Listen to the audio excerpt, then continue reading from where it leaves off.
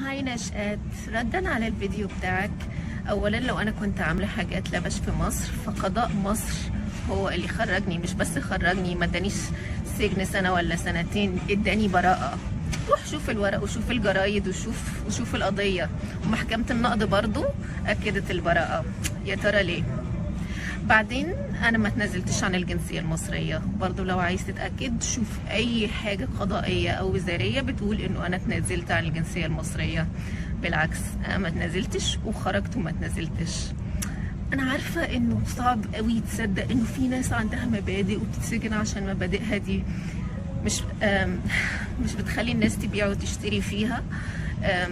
وصحيح انا ما رحتش في داهيه، انا رحت في امريكا، عملت ماجستير في هارفارد، خلفت بنوته جميله، فتحت مؤسسه، وانت قاعد بتطبل. انا حاسه انك انت اللي في داهيه. باي نشأت. ايه بقى يا شيخة؟